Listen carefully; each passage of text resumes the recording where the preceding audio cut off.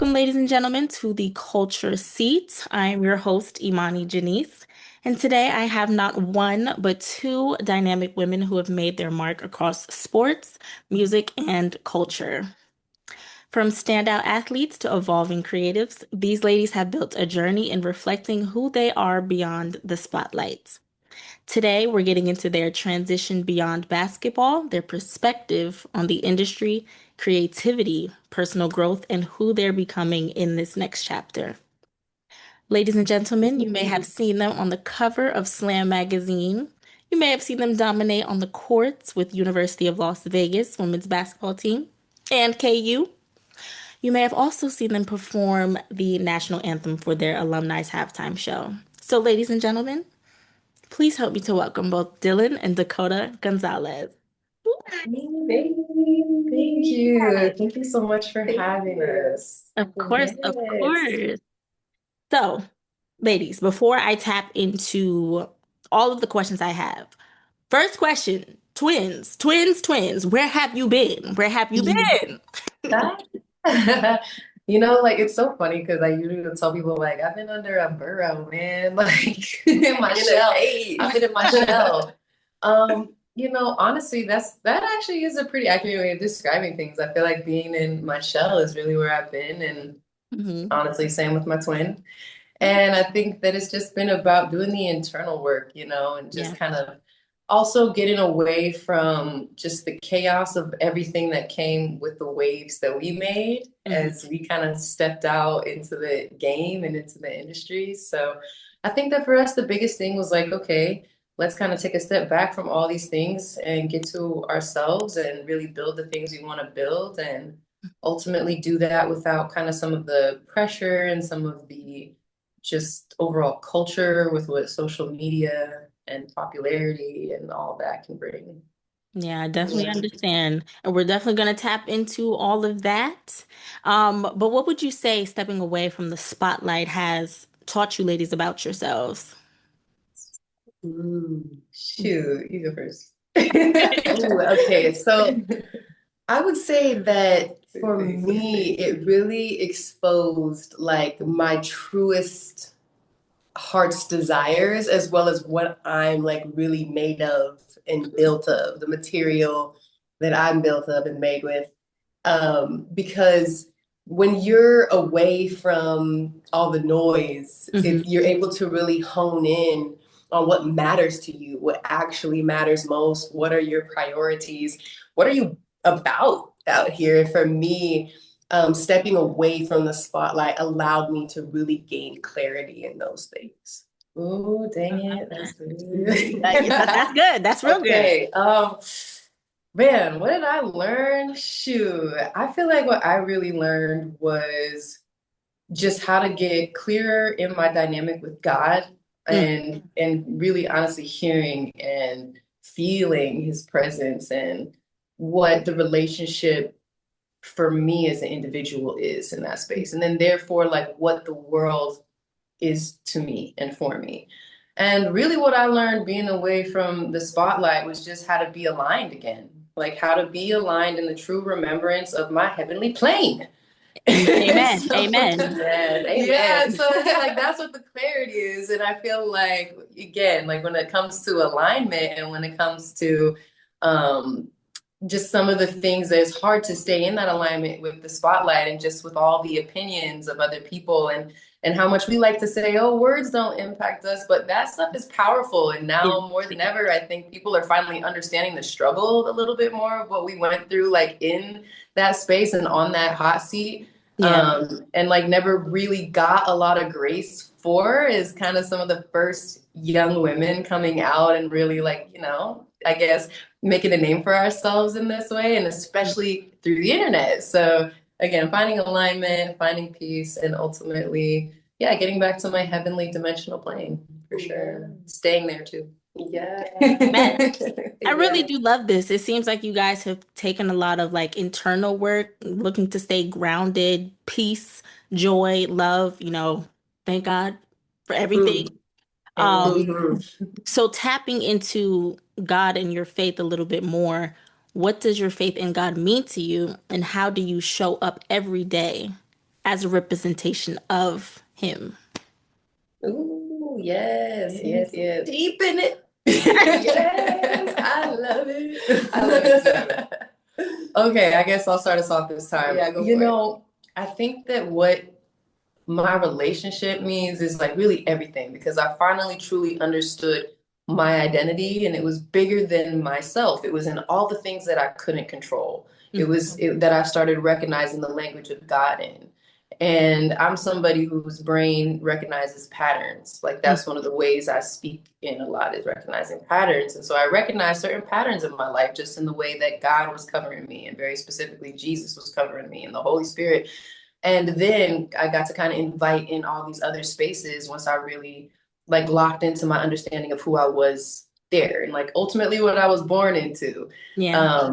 And I think that for me, what that looks like every day is genuinely giving my best and like truly living in faith. And I think sometimes faith oftentimes gets very correlated very heavily with religion when really faith is an action. You It is. know, like you have to have faith in whatever it is that your personal beliefs are ultimately going to be, or you won't be able to reach your heavenly dimensional plane. So Indeed. I think that, again, the only way for me to even have access to this space is because of God. And I recognize that I am ultimately not my own. Like I am, you know, the higher powers. I am God's. And I love being a vessel out here on this earth that truly understands my purpose, especially in these crazy times. It's Yeah. 21st century, more confusing than ever, you know? Yes. Right.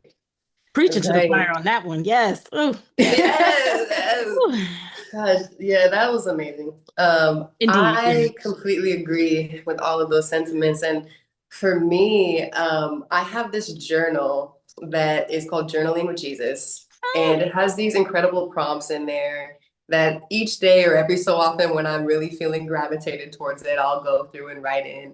Mhm. And it was actually asking me about gratitude and what role it plays in my life. And I had said that it played like the leadership role in my life.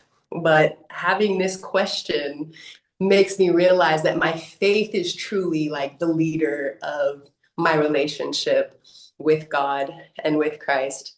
Because without my faith, it's like my sister said, I wouldn't be able to show up as the woman that I am today. I would not have traversed and triumphed over the obstacles and the adversities that I have had in my life because it was that faith that I leaned into, whether it was the high or the low, you know, being in that high vibration of faith, having that gratitude for the ups, but like truly having to dig deep and believe in the higher power to help me and guide me through those difficult times in space. And my testimony, just the life I've really lived, as well as my sister being witness to her, it's like we would not be here today as the women that we are if we didn't have the faith that we do and if we didn't pour in and buy into it every single day. Well, I won't say that I bought into it every single day all the time because just like any relationship, like it's a struggle, it's a challenge. Like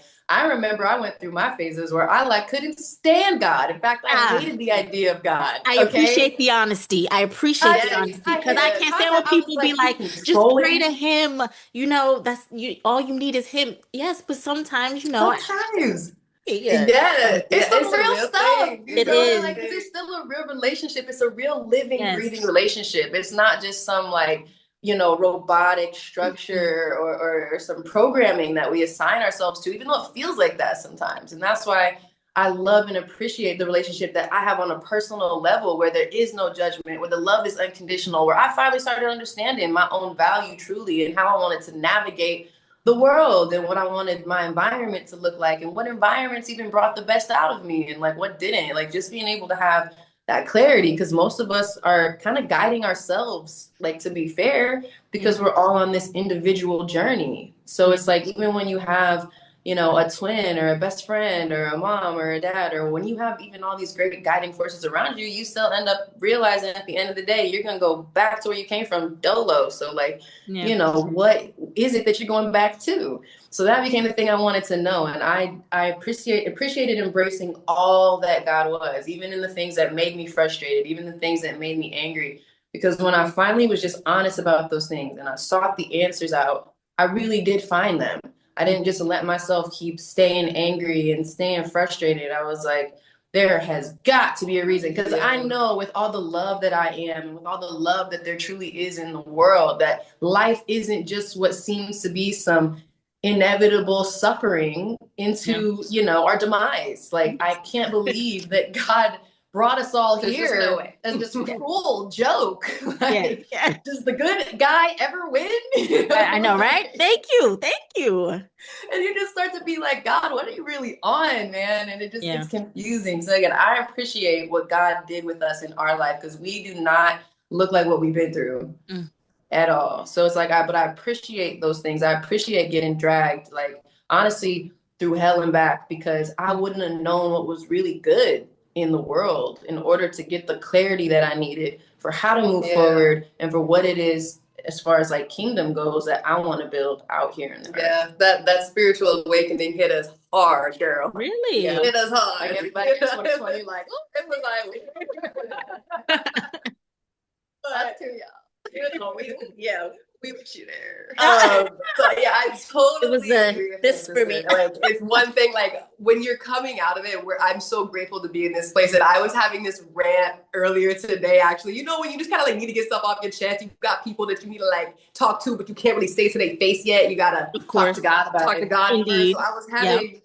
I was having one of those moments, and quite frankly, it just showed me like where I'm still at, just where I'm Hmm. still at, what I'm still processing, what I'm still healing, and knowing that this is a journey and it's okay to have these moments. It's okay to even question God sometimes. To question things. I think you have to have your own independent mind. God wants you to, like, in my opinion, the God I have a relationship with wants you to Yes. choose him. You don't want to be a domineering dictator over your life. And so when you have that real relationship, I think that's what God appreciates about me and about also my sister here, because we're really like one, even though we're two. Hmm. But it's like, well, I think what God appreciates about our essence is that willingness to be honest and to submit and to be real with where we're at and to also like be okay with it. Not to like beat ourselves up. Because when you do that, I recognize that is something that actually God might take a little bit of offense to, if I can speak on behalf of my Lord, because it's like, yo, I made you so great. I made you so amazing. And you're in perfect divine timing. Where's your faith? Where's your trust? Where's your ability to recognize and again, be grateful, like she said, for all the things and the miracles that you truly have. So waking up and giving it our best every day, I feel like is how we ultimately represent God, stay connected with that relationship, stay strong in our faith. And again, not bring a sense of like no judgment. Yeah, that's such a perfect way of putting it. Because showing your best is like, even when you don't feel like it. Yes. It's like there are so many times that we don't feel our greatest and we're feeling down. And that's why I'm so grateful we have each other in that way to be able to show up in that way and show our truest gratitude, regardless of kind of how we're feeling up or down. Yeah. Faith, trust, and patience. Yeah. Okay. Love it. I definitely feel like you guys took us to church. I'm loving every piece of it though. It sounds like, learning to give yourself a lot of grace. I know that's something I am personally learning. And like you said, having your own relationship with God, because I feel like those who came before us, it was like, just pray to God. He knows your heart. Ooh, you're getting angry with God, you're getting upset. Like I've experienced those types of things. And I'm just like, but if he's my father, I should be able to come to him and tell him my everything or frustration. anything, right? Exactly. So I truly do love this, ladies. Truly. Yes, it's so real. It's so real out here, y'all. So you said, you guys are one, but you're two. So how would you say like your relationship as twins has evolved as you both have grown individually? It's funny because we talk about this like every so often in our Mhm. very direct conversations. Our telepathy's grown, that's for sure. But I would say I think we've just gotten, closer. And I think that it's so amazing to get to live life with another version and self-expression of yourself. Like you really do get to be like two places at once. and Okay. you really do get to like have a best friend. I will kind of say, not trying to antagonize anybody here, but just from my perspective, I'm like, dang, I feel for the singlets.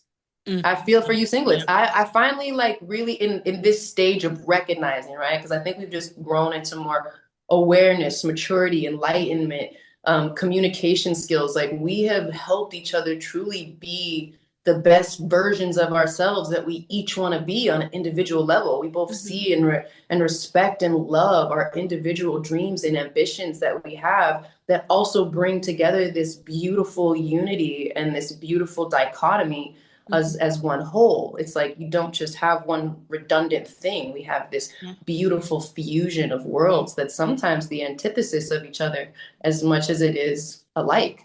Hmm. And we love getting to foster that in each other. And so I think that's definitely one of the ways that we've grown is that you get to have somebody that's challenging you in every way, somebody who's also passionate about the things you're passionate about, or at least just a passionate person. So even if she's really into cooking and I'm really into legalese, you Yeah. know, we find a way to like use these worlds and make them like assets to each other. So it's like we're constantly getting to filter our learning and our education and all these things to each other and bring each other into these different worlds as well as again like cater to each other's worlds. And we've been doing it since we were babies and we're in like our cribs, like Hmm. honestly escaping our cribs to create worlds together. Like we've kind of always been creators. I think that's how we ultimately came out here and have impacted the world is showing the world what it looks like to be an independent creator. And Hmm. so again, I think that's one of the things that's definitely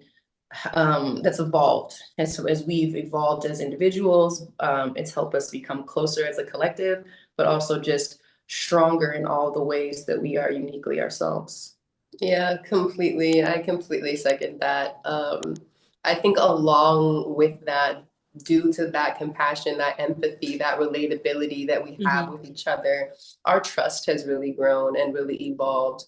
And that's what brings us even closer than we've ever been. And we've always been so close. And we're sisters, and anybody that has a sister knows it's not Sisters are the always best. roses and sunshine, you know. But yeah, sisters really are the best. They Yeah. really are.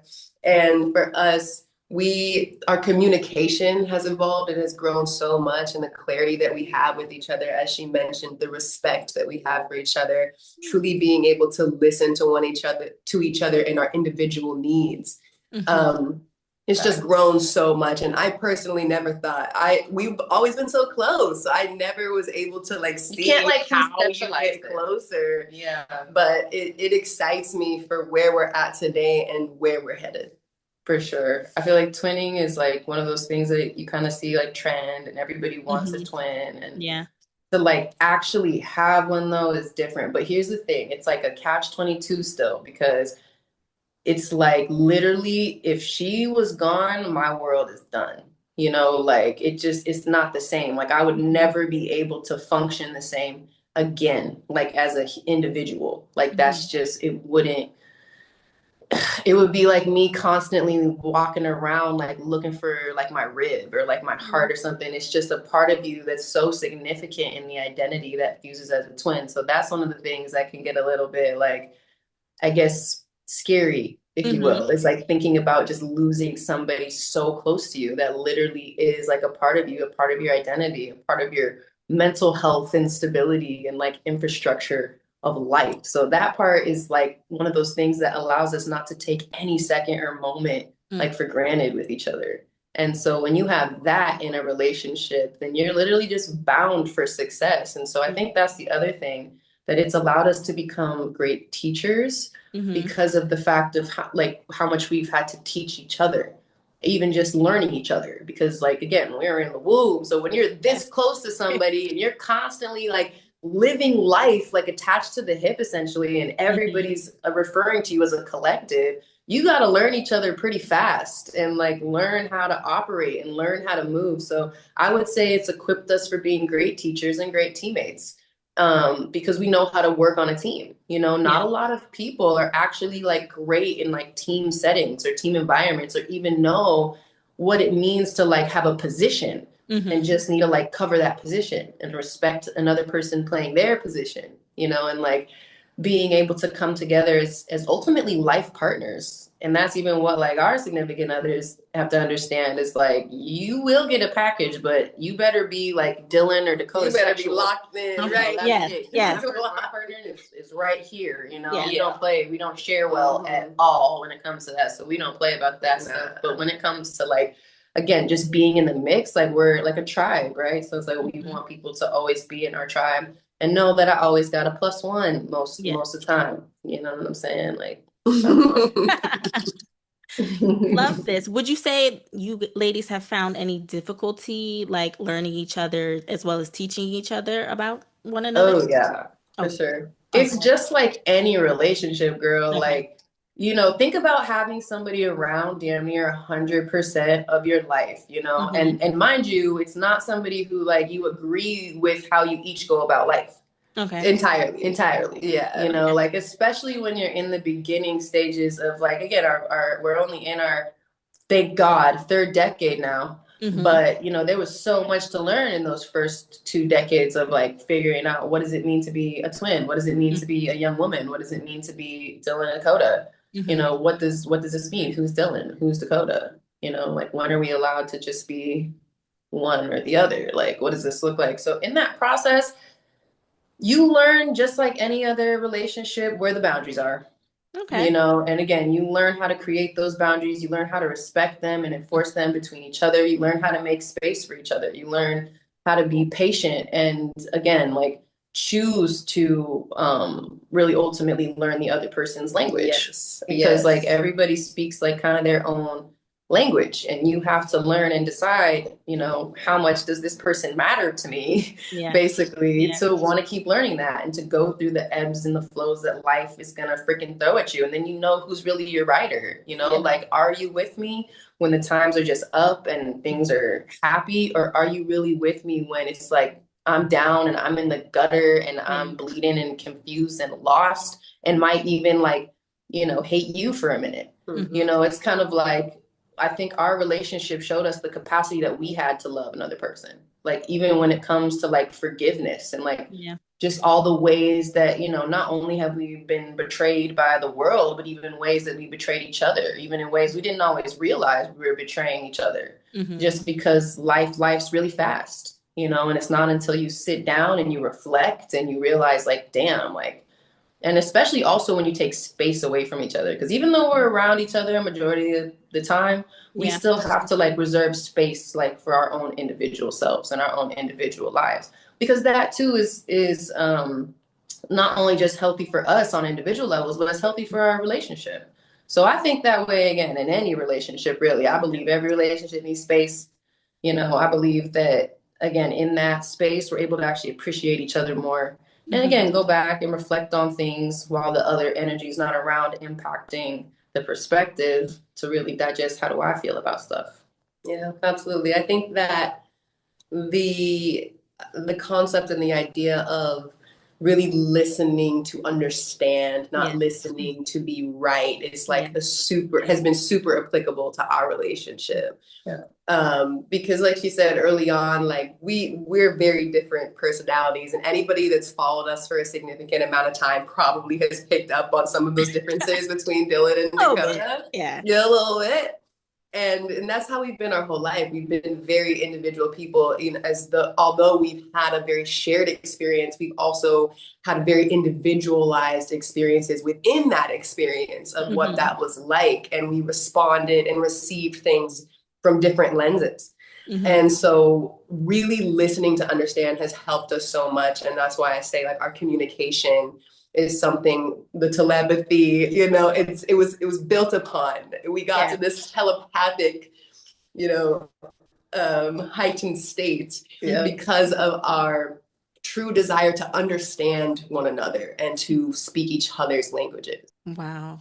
I am in awe, truly. Like you guys, like you ladies, I'm just over here like, yes, wow. I'm just like you ladies are just like again, you guys just seem like you're just filled with so much grace, so much love. Like you're in a really amazing mental space. Like it's coming out of your pores at this point. So I'm really loving all of this.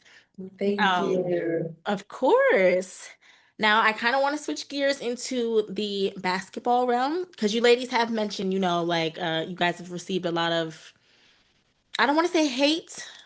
I also don't want to use the word backlash, but but according to your But face, you know. I might just want to use that word. But before we step into that fully, looking back on your basketball careers, how would you say that has shaped who you are today? Wow, I will say basketball, I'm truly grateful for basketball. I'm so grateful. It taught me so many things. Like being a twin, it taught me how to work well with teammates. It taught me how to communicate with others. Mm-hmm. And it taught me how to truly flourish and step up to being a leader Okay. and guiding people. So I feel like the way basketball helped shape me was truly through resilience. And because when you're going on the court, when you're going to play and you're suiting up and booting up, like you're going to war, you're going to war out there. Yes. And it truly prepared me for life in that way, in ways I had no idea that it was, of the war of life, of what that was going to look like to have to show up every day, putting in the work and grinding. And it's Mm-hmm. not always about the moments that you get in the spotlight or when it's the big flashy moment. It's like, what are you doing to prepare for those moments? Because that's the everyday work, that's the longevity, that's what you have to sustain. And basketball really taught me that. It taught me discipline in so many ways, from making sure I stayed focused in the classroom, Yeah. being a collegiate athlete, staying focused in the classroom, caring about my education and being a student. Mm-hmm. And on top of physical work and labor, really working hard to earn my abilities physically on the court and skills. Those things took real practice. So it allowed me to become a true student, like the truest of student in mastering these different practices and principles of discipline, of resilience, and and truly just passion, having passion and going for something with my full heart. I think what basketball taught me about myself was just truly what a rebel I really am. Okay. Like, and then also basketball taught me a lot about how I like process people and like how I ultimately kind of compartmentalize people just from what I learned like through the game itself, like everything it exposed me to, not necessarily something so like technically relevant or connected, like, Mm-hmm. oh, I learned this because the X's and O's. No, it was really like just all the places the game took me. And then all the like connections and stuff that it provided in order for me to be within a network that helped me to learn so much about life. And so when I was learning all of those things, I was recognizing actively, like I knew actively at the time, all the things that were not right about Mm-hmm. what was happening to my sister and I when it came to the human rights violations and the ways that we ultimately had our careers like dismantled and that we ultimately were too urban Mm-hmm. and too just independent and kind Yeah. of rogue in that way, but we were really predominantly too urban to be mainstream as they wanted us to be and to be in the position that like could have made us like those next level like household names, but we were not the ones that they wanted to see that happen for. And my sister will always like to say, especially because hello, we made it happen, Yeah. policies change all the time. Yeah. And so it's like, but you never really see who had to come in and like make those sacrifices. So basketball taught me sacrifices. Basketball taught me about what it looks like for things to really be fucking unfair. Basketball taught me what it looked like, for people to ultimately kind of like, eat off the fruit of your labors. Like basketball helped me understand history. Totally. Basketball helped me understand I need to go back to the lineage of how I even got this opportunity in the first place. Because apparently girls weren't even allowed to play sports. Apparently, Yeah. Title IX is still pretty new. Apparently, so is having a bank account as a woman. Like all these different things that I started to just again become more exposed to and become more aware around, especially as I was actively living it. I think I can speak for many, especially peers of mine, who would say like most of us probably didn't go into the experience realizing exactly how restricted and how archaic and ultimately how antiquated the space truly was. Like the things we were learning about in school, like, oh, women's rights and all this stuff that we were like, what? This happens? That's so unfair. We were going to walk into. Like we had no idea. Like I think we really thought the world had changed for real, but really we came in and made that change. Like our generation of everybody who ultimately like pushed them up because we started to shift gears into this new social networking and into this new space that hadn't been explored before, just because, hey, just the times it didn't exist, right? So it's like now when I look at what basketball did, it was like it wasn't even just basketball and like what made me. It was the combination of all the things that were also new. It was the timing of the fact that number one, there was this new space where we could have our own platform, where we didn't rely on an institution or another entity of some kind to come in and make a namesake for us. We truly made that namesake for ourselves. Even before we went to an institution, we were already building a platform for ourselves, of ourselves, and they hated that.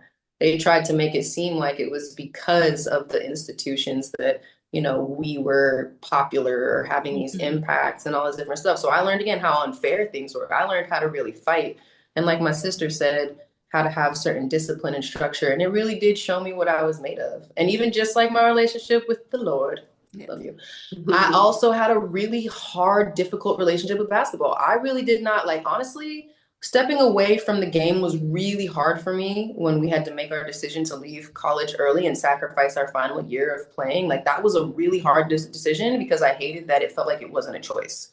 It was like I really didn't have a choice to leave because you guys are forcing me out because of what you are doing to me, as far as not allowing me to monetize, to make any money, to pursue a music career, to do anything other than sit here and be humiliated by you and everybody on this team and everybody in the nation day in and day out. Like we were not getting supported in that space, not really on any level, So it's like, of course, like how am I going to want to keep signing up for that? When there's this other whole world over here that's saying, hey, I know you got to basically jump off a cliff, but you're already having your wings trimmed over here. So like, what's it going to be? Are you going to go fly over here or just keep letting these people trim your wings off feather by feather? And it was like, well, I guess we're off the cliff, and here we go. And like that was pretty much what we did, and from there we just continued to try to navigate like, okay, how do we do this? And again, it taught us so much. It gave me so much strength. And I finally fell in love with the game when I got to like choose it again in the aftermath of it. I felt like for a long time it was a trap and it was an imprisonment because of just what the system had ultimately made it for me. And when I finally got to that space to fall in love with it again, I found myself again. So I would definitely say basketball is deeply, deeply indoctrinated, like into our hearts and essentially in our DNA. Yes. I want to unpack that, all that you just said, because when you speak, I kind of think of Allen Iverson, like you guys, I don't know if you guys have watched his recent documentary on Amazon Prime, where he was like, I had to take so much heat, they weren't allowing certain things. And then, you see so many people today kind of doing that. And it's just like, but he said, I think he said he had to be the sacrificial lamb or something like that. Yeah. So I kind of think of that when I think of you guys. Um, so in a recent interview, you both had shared that you guys got a lot of hate and backlash for basically being a woman, honoring your femininity, playing basketball. So, and you also shared that coaches stated that we don't want you to stand out more than you already do. How did that make you feel at the time? I was pissed. Okay. Hot. I was pissed, man. I mean, it still makes me upset to this day. Like, even if my kids ever face this kind of stuff, I'm gonna be that mama that's like, you sure you want these problems? I'm gonna be that person. Wait, hold on. I just hear we got some background. See, this is my anger. Yeah, exactly. It's my anger outside. But yeah, so that's basically what it was for us. It was like, man, it made us so angry, which How like did you sucked. overcome it? Like that's what I want to know. How did you overcome that? Because We fought the man, girl. We fought the man, and we stayed true to ourselves, and we broke rules day in, day out, and we sacrificed our own eligibility for that. Like again, a lot of people don't understand the things that we did yeah. allows them to have the space to do these things, like wear their hair down, wear eyelashes, wear nails, wear undergarments.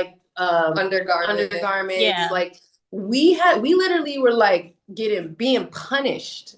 But like I got to the point, and you can really ask any of my teammates outside of even just this one, where I would literally be so upset. And my coaches would try to be like, oh, just tell the team that we made these decisions. And I would literally be like, I'm not playing this game. I'm not doing this. And don't get me wrong, like when I look back at that, I'm like, damn. But at the same time, I'm like, yup, 10 toes down, baby. Because it was really that much of a fight for how ridiculous what they were trying to get us to sign up for was in my mind. And don't get me wrong, a lot of people might look at my antics and be like, you were really ridiculous. And I'm like, I stood up for what I believed in. So I don't know who else can really like say the same. But I didn't have to do that. I didn't have to put my neck out on the chopping block for an entire generation. Like I didn't have to do that. But I'm not going to sit here and act like I was necessarily doing it for them, but I was doing it ultimately for the collective and for the principle of it all, which was like, why are you trying to control me so much to the point where you are actually hindering me from the kind of success I can have? You are actually sabotaging my potential and my ceiling. Because a lot of people even still don't want to have to believe in the sentiments of, you know, you look good, you play good, you know, you feel good, you play good. There is real psychology and science behind this. Yeah. And again, this was a thing that for us was mostly just getting thrown in our faces like ridiculous like philosophies of life. So it was like, this is the order, this is the tradition. And in certain circumstances, I really do respect that. But when it came to some of the things that we were doing, they were like not that out of the ordinary or crazy from our perspective, that for people to be so rigid to where we were like, okay, we understand why this is. No, we never understood it because it was just hate. It was just about hatred. It was not and control. It was not about, oh, because of the team, oh, because we're trying to stand on our traditions. Well, then how come I didn't see your traditions in any of these other spaces being enforced? So it's like when we got to the point where the logic was just too clear, we realized that no, people just want to enforce a certain level of power and control over what we're doing because of whatever complexes they have going on and however our light irritates their demons. And you can see it from anybody. And this still is something that happens to kids and to people to this day. It doesn't matter. Like you want to think, oh, my coach has my best interest. No, coaches will sabotage you. To this day, a lot of them do not have their own ish together. I'm just going to be so for real. They're some of the most imbalanced, stressed out people of all time. So a lot of them are really just sitting there worried about keeping their own job, not really worried about your career and where it's going to go next. So they want what they want. And when you have people who are not trying to, at the very least, be open-minded to hear you out and just want to treat you like a product or like a programming as opposed to like a human being, that's where we have a problem. So that's where Dakota and I, we were willing to be like, no, you're going to see me. You're going to treat me as a human. You're going to meet me, you know, ultimately where I'm telling you I'm at too. We're going to take advantage of a moment. Like we always knew we were ahead of the game. We didn't realize just how far ahead.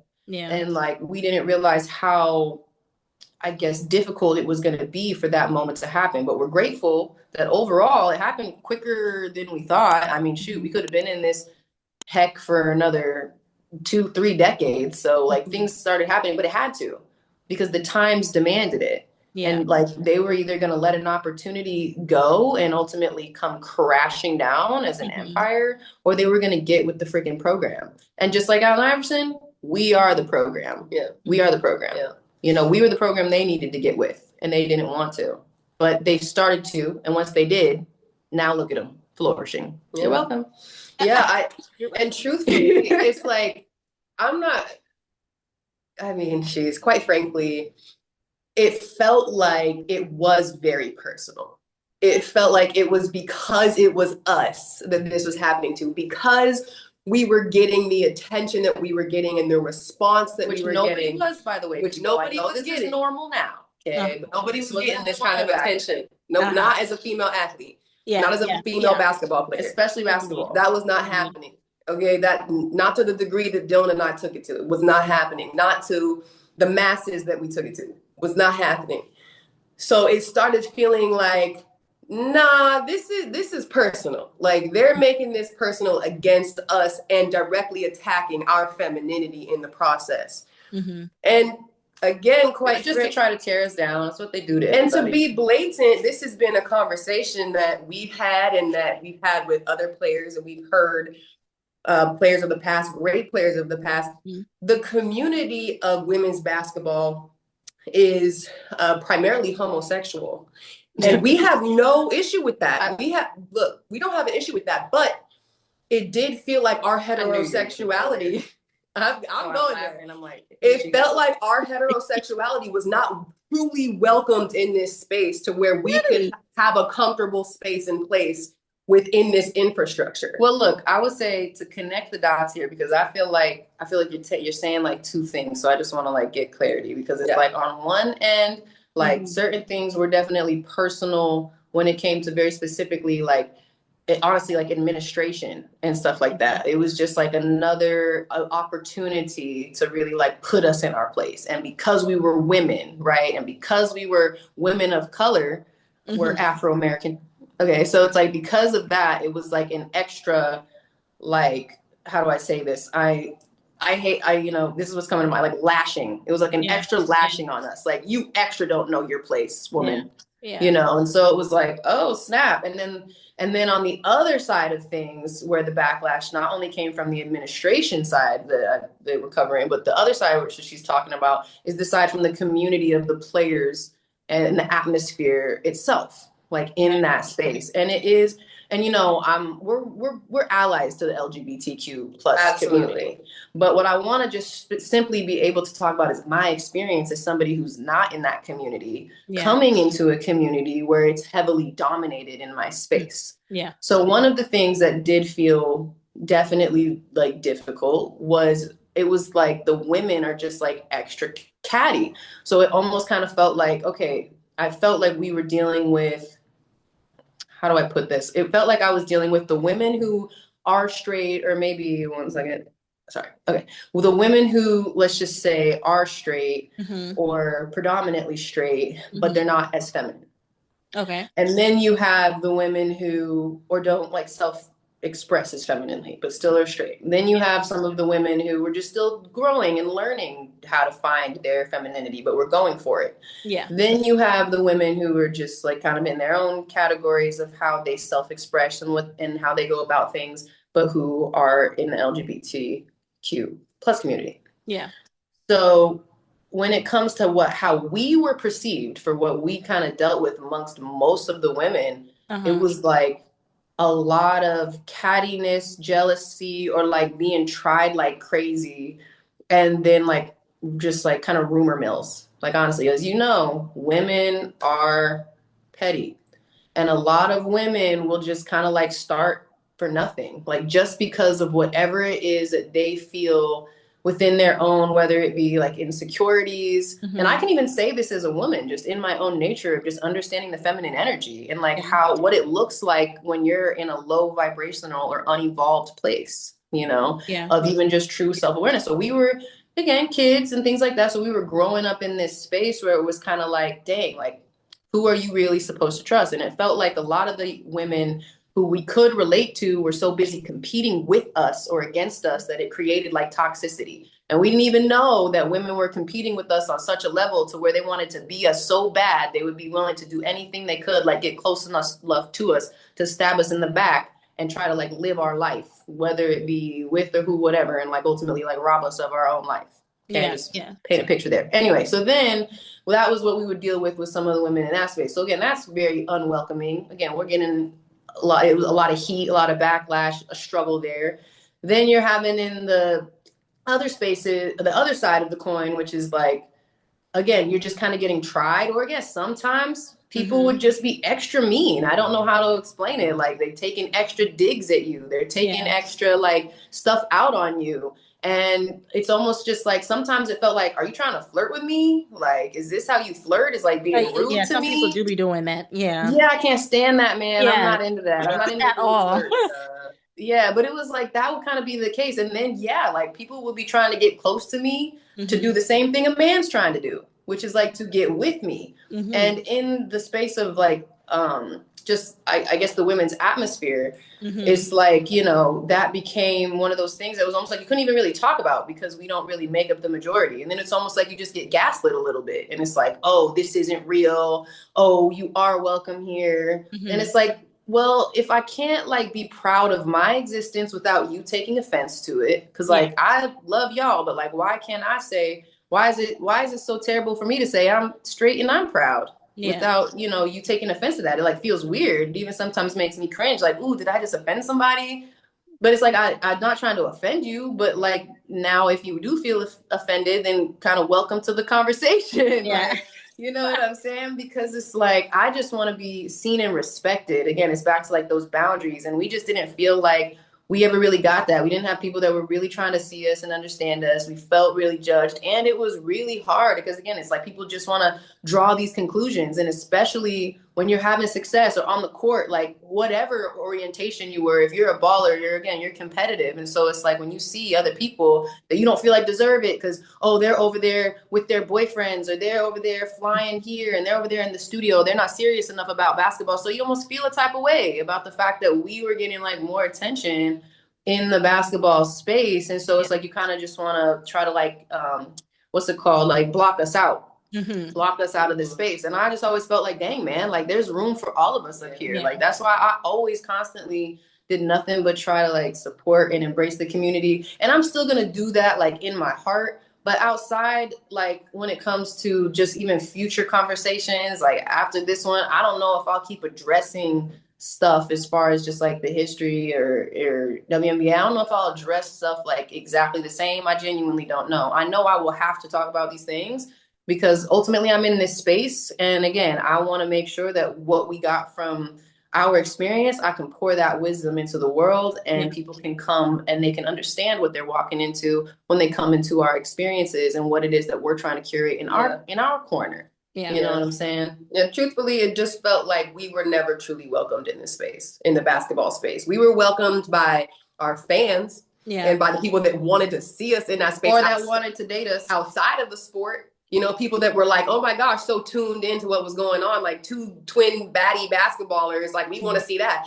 But the actual space itself did not welcome us. And I truly do, I'm not gonna lie, I toss it up to insecurity and jealousy. I really do. Uh-oh. Because yeah, you don't come for me if you want to, but that's really how I feel. I feel like, because you can't deny my sister and I as far as like what we did and the impact that we did. You don't wake up and just get a basketball scholarship to the top Division I schools in the country. You don't do that. You don't wake up and just make the top 100 players list in ESPN in the country. You don't wake up and get honorable mention McDonald's All-American. You don't just wake up and be cute and get that. You don't wake up and get an offer. It's not how it works. You come play in the WNBA. You don't do that. You put in real work. You put in real work every day and you compete every single day. You earn it. No one gives a damn if you got 1 million followers on the gram. You can't get on the court and dribble a basketball. You're not getting a scholarship for that. I'm sorry. You might get a brand deal. You might get a brand deal, but you're not getting a scholarship. So they want to discredit us every which way because they're jealous. Mm-hmm. And because they feel a type of way that we choose to express and be who we are out here. We were never trying to take away from them. Mm-hmm. We were always trying to pour into them, support them. We on our Slam interview online, you guys. We talk about, hey, I would love to be able, these women are ballers. We credit them. We big ups these women only for them to treat us like fans and treat us like we should be kissing their ass every other corner. Every time we step into a room with them, they're so intimidated, trying to flex on us, make us feel a type of way. And I'm over that shit. Sorry, excuse my language, but no, I'm not going to keep taking it. Me, I'm the one that's the nicer one. That's true. Yeah, that's I'm very yeah. nice, but like, no. I say I'm nicer because, but even when I'm as angry or as mean, I'm still capable of sometimes being nice. But sometimes that's put me in a position to like just get walked all over. Like, don't get me Okay. wrong. Again, I'm a rebel. I'll fight for my rights, but I genuinely try to seek like unity. I try to seek understanding. I try to seek community. My sister over here, she's like the sun. She's a fireball. So she's like, F you and your unity if you're gonna be over here disrespecting me and you're gonna over here play me and my family and our bloodline to our face. Like, we're not legacies and like we don't deserve to be like, at the very least, just like acknowledged. And in the conversation, like, at the very least acknowledged, you know, like if I'm around, right? Like, I mean, don't get me wrong. I'm talking to a very specific community because I don't feel entitled to anything. Like, again, look at Allen Iverson. Look at all of the greats out here who literally get dogged. But at the end, like, and to in certain communities and stuff. And these guys are freaking living legends, right? Yeah. These are people who too had to go through being black, well, maybe listed, but I was gonna say like who were black sheep or sacrificial lambs of their own space. And again, we look to so many people that we see that same kind of situation or, you know, similar situations happen. And I honestly just take a lot of notes and I'm like, okay, well, let's look to the goats and like, what would, you know, Kobe do? Like, what would Maya Moore do? Like in this situation, like at this point, I'm kind of like, okay, I'm gonna come back and as we set the tone and we get back outside, we're gonna talk about stuff. We're gonna set the tone, but then ultimately, I'm just here to do what God called me to do and deliver on the things I've been telling my community I'm delivering on, which is me competing, which is me at the next levels for them to actually watch now for whatever sport we want to play. Yeah. Which is us doing our developmental skills, us doing our private listening parties, and Yes. dropping our music. Like these are the things that I'm like the most focused on now. And if these women in the future in these spaces want to come together, like I still want to be like open to that. I don't want my energy to be so fiery to where it's like, dang, like, well, no wonder nobody wants to like come over there and rally with y'all. But no, like we got real reason to be mad. Motherfuckers have been like throwing salt and dirt and like dragging our names and doing some stuff that's just not right. But in my effort to like, what would Jesus do? It's like, I'm not going to do y'all like that. I'm going to keep like, you know, ultimately respecting what it is you do out here. But it's like they say, if I don't necessarily have anything nice to say, then I'm just going to keep that to myself, keep it pushing. Again, wish you all the best. Hope, genuinely pray and hope for your success. Truly, I do. Because to me, when I see a world where I see people thriving and succeeding, that reflects my internal reality. And so I see nothing but success around me, even for myself. So it only continues to attract more abundance and greatness and prosperity to my life. When I see people do great, it makes me happy.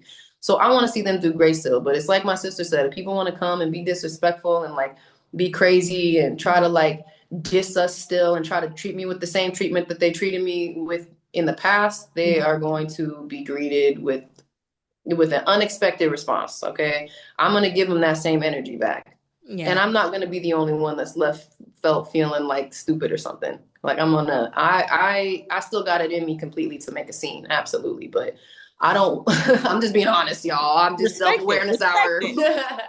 I got it in me because again, when you've been tried, like we've been tried, you get certain chords that get struck where you will literally just pop off. Like, I've been waiting for a motherfucker to make me mad. Like you just get that energy. Like when you've been through it, I think that so many people can relate. Like you can't wait for somebody to irritate you, even if it's the telecommunications person. Like because you just have been so disrespected and you have had to bottle up and hold in so much stuff.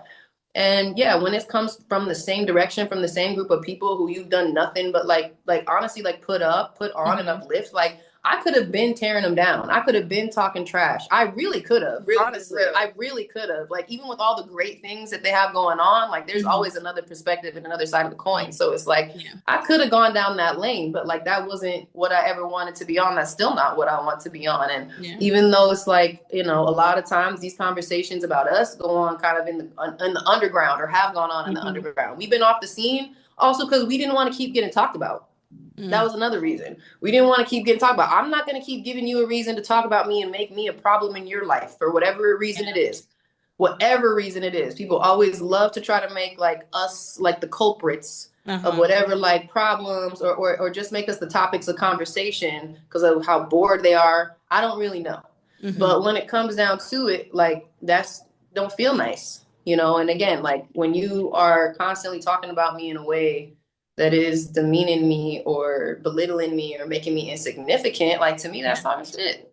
That's Yeah. talking shit. Exactly. You know, so it's like cool. And again, when you are with people in person and you see how they really treat you, man, the only person that's allowed to give me the stank eye for real is like, you know, the Beyonce, Rihanna, Sierras of the world. Okay, like only because only because like they can kind of do no wrong to me, Yeah. you know, because of the things that they've like accomplished and achieved and who they were to me, like Mm-hmm. growing up. So it's kind of like one of those moments where I'll never forget when Rihanna skanked us out. It was like one of the best days of my life. Not the best. Tiana Taylor, I had a really moment like that with her too. It That's really a great, happened. great moment, great Yeah. memory. Like I most people cannot. might be like, "Oh They're my just- gosh, I yeah. can't stand them. They're so mean." I'm like, no, she was true to character. It was so perfect. No, She was it everything. dusted off on me a little bit. I She was like, was "Ooh, I need to great. take Yeah, some of look that." at that. Yeah. Loving this perspective. Yes. But like, you know, also again, it's because yeah, like I never like came up with Rihanna. I didn't go through what she went through. Yeah. You know what I'm saying? Like in her experience, like with a lot of these women in basketball, I didn't go through directly what you went through, but I was in love with y'all. And again, y'all like to act like I wasn't. Yeah. And you act like I wasn't shit. And you try to make sure I feel that way, actually. And a lot of y'all have even intentionally just like dismissed us and disregarded us because we're multifaceted. But yet I see you embracing the next generation of multifaceted athletes. So again, how do you think that's going to make me feel? Exactly. When I come around and you literally walk the other way when you see me coming. Refuse to take a photo with me. Like, it's crazy. Just weird stuff. Like, yeah, man, just weird stuff. Or again, like literally act like they don't know who we are. Like, can't say hi, can't wave, but then I'll see you talking to a stranger next to me. Right. And I'm just like, but if we're so you're intentionally like, I'm not going to name who it was, but I had an experience with a very decorated player in the league. Okay. Where we've sang many anthems, professional, like honestly, that's kind of one of the things that just like we would say it was getting our reps in, like where we were constantly making sure that we were staying involved musically and like doing performances until we got our stuff together enough to where we were like, okay, we're ready to really deliver on our own stuff and on a show for real. Yes. But for that, and then plus it was just such a great way for us to represent our pride in our country, because we are like, it's not pretty. You know, we got a lot of things that we got to work on in this country, but I'm still proud, and I want to continue to be the pride and joy of this country, of seeing the transformation. Yeah. So when it comes to us singing, we've done it again a lot of places. So it was in one particular moment that I was singing the anthem, and I'll never forget. I go up and I'm having my sound check, and all the players start coming in, right? And I'm like, and mind you, there was a couple other little like random people in there, photographers, like. Again, just random people, right? Next thing I know, I'm going up to greet this player that I'm talking about. And when I tell you with the swiftness, like made sure to intentionally like avoid me, not look at me, not talk to me, and like just walk right past me and just like be like rude. And again, like I just thought it was so weird because they first walked in like saying hey to everybody. Like, oh, hey. So it wasn't like, to me, it wasn't like, oh, you're trying so hard to like stay in your zone and like, you know, like con this game. Like they walked in like, hey guys, oh my gosh, what's up? Oh, hi, nice to meet you. Da, da, da, da, blah, blah, blah. And then I was like, hey, what's going on? And they were like, jealous. And I was just like, okay, got it. And it makes you feel so cool to be rude to the it girls. It makes you feel so cool. Think to myself, like, dang, like, what did I do to you that I don't know about? Because again, a lot of people started a lot of rumors and a lot of crazy stuff. And I'm not saying I'm perfect. I've definitely done a bunch of shit in my life. I'm not going to lie about that. But when it comes to like some of the embellishments and some of the things I done found out, like that got back to me later, I'm like, what? And then again, we've had some experiences where I go, well, so... and I say, well, because again, certain little things, right? Like somebody's man likes my post, but now I'm the issue, right? So it's like, I just look at it and I just kind of, I just shake my head and I'm just like, okay, Yeah. like I pray that one day, like whatever you got going on and towards your energy, towards me can be resolved. Yeah. That's all I can say. Because we want to be able to be embraced. We want to be able to do great big things together that we Yeah. see we can do. It's like not getting to see some of your favorite like artists like collab or like come Yeah. together and do great things together. But Yeah. again, we were never like embraced for real by anybody. Nobody wanted to do great things with us. It was almost like we weren't good enough for them. Or again, like once like we weren't as hot, or once I came out about my assault, like all these different things, it was just like, scatter. And you would think like, dang, isn't this the moment where we would like rally together? Like Yeah. if People I will saw support some you. stuff Yeah. like this, I would want to like rally. But people get scary. But for me, I'm grateful that it happened because I got to see just all the true colors of everybody, like all the true colors of everybody, like who believes me, who doesn't, who actually cares. Okay, if I ever see any of y'all come up and start campaigning this shit, I'm gonna have to clock you hard as up because somebody's got to do it. Yeah. And so it's probably going to have to be me, especially because, again, when you have been overlooked, when there was opportunities to be like, to embrace somebody in your community in this space and you just didn't, Mm-hmm. fool. You must think I'm a liar. You must think I'm some disgusting low vibrational person. You must think the absolute worst of me. Like, that's all I can say. You must think the absolute worst of me not to like get behind me. So cool. I'm glad that you made that clear. So Uh-huh. I can stay far clear away from what y'all got going on. Exactly. Wow. This, whew, that was a lot. But I definitely like I still want to unpack pieces of that.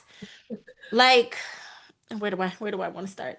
So like again, all the stuff that you guys have received the backlash for, starting trends and like you said, kind of paving the way for people to do it now. How does it feel to see people, excuse me, let me not say people, women specifically, like basically do what you guys were doing, but getting praised for it instead of getting like It backlash? feels great. Honestly, to me, it feels great. But let me tell you why. Do you know how much evidentiary support I done raked up? Oh, Okay, about the facts that I had been living in. oh, So it's like now seeing all these people like do what we have like ultimately ushered in the era to uh-huh. do is Hmm. so validating. It's Okay, so validating. It's I like, love it. yes, like we told y'all, we wasn't crazy. We knew that what we were doing was the right thing for ourselves to be doing. Look at what y'all are praising now. Look Yeah, at all the things you're telling people to go for now. This yeah, wasn't yeah. a thing then. You literally told us not to do this stuff. You guys told us we weren't focused enough basketball players. You guys told us we weren't good enough. You guys told us we were too worried about looking cute than hooping. Mm, But now the conversation has shifted and now you guys are switched up. So I love that shit because now I get to call all the rest of these people out. mm, So it's like, it's great because now I get to be like, oh, what'd you say? What was you saying about that? mm. So I appreciate that this is the era that it's in. I'm always gonna still feel the same about like, okay, but we're gonna see who actually shows up with some respect over Uh-huh. here. Because at the end of the day, we don't really care what anybody thinks of us. We're gonna teach you how to treat us. And we're really this. And we're really like this. And Period. we really have our own kingdom that we're building and we're trying to build with others. So we want to see who is going to not only like gravitate towards us, but who we're going to gravitate to in this new space, in this new era. So we're super excited about getting back out here and now doing our skills clinic. And well, we get to compete too, but in the process of our traveling events, one of the things that we do is our skills clinic and showcase for young girls. And not only do we get to do it for the young basketball ladies, but we also do football and track. And then even some volleyball in there too. So we get out here and we get to really like develop these young athletes and then these young ladies and students who now get to take advantage of this space and also who we get to look at. It's almost kind of like looking at your kids. Yeah, yeah, I can It's see almost that. kind of like looking at like your little sisters or like your little siblings. And I have so many like again, young ladies out here, not even just in sports, but even in music or who want to be influencers or whatever it is that they take away from our brand that they like are so inspired by that they want to apply to themselves and that they get to do and that they get to be rewarded from. So it's not even the same like it was for us when it was like pulling teeth out to Mm, get us to do something because now more and more clear pathways continue to get made for there to be a future here of economic achievement and therefore overall security and stability in your lifestyle. Yeah, I completely agree. I really do think it's a beautiful thing. Like, I love to see that what we did and what we were doing was something that people really were in love with and really did love to see. You know, I love to see that because we were not getting that type of validation. So it's like Dylan said, it really is like, wow, this is it. They really, we really were doing the thing. But one thing I want to say, sorry to cut you off, but I want to hear your guys' thoughts on this, because one of the things on the other side of this conversation that I feel like though, that sometimes what all of this like kind of opportunity, and I call it like adulting too soon for the kids does, is sometimes I actually think it overinflates some of their egos. And so that's where I get to the point where I'm like, okay, where are we going to draw the line of respect? Because are you just going to look at me like how a lot of the generations do to or generations coming up do to the generations ahead of them, which is like, you kind of look at them like, oh, you're washed up, you're this, you're that, humility. no respect. Yeah. So what do you think about that? Do you feel like that's the thing that you're sussing out, you know, like of this generation, or is that something that you feel like you've even seen already? Yeah. I'm asking y'all. Yeah. The tables was turned. Yeah, what do you think? What do you think before I go? What do you think? Okay. So I feel like specifically women, some of them can be very airheaded or very big-headed, excuse me, not airheaded. Because of all the things that are coming their way. And like you said, a lot of women do forget who have come before them. So like even you guys telling your story, like I'm like, dang, like because I'm a person like if you come before me, like journalists that come before me, of course I'm gonna respect you. It's probably me watching your interviews that I'm like, dang, I want to do that. So who am I to make you feel bad or put you down just because I'm up here now? No, we should be able to celebrate together. There are a select few that, you know, remain humble, remain respectful, but I, I don't know these people personally, but from what I've seen, yeah, some can be very, very big-headed. Yeah, I feel you. I agree completely. Yeah.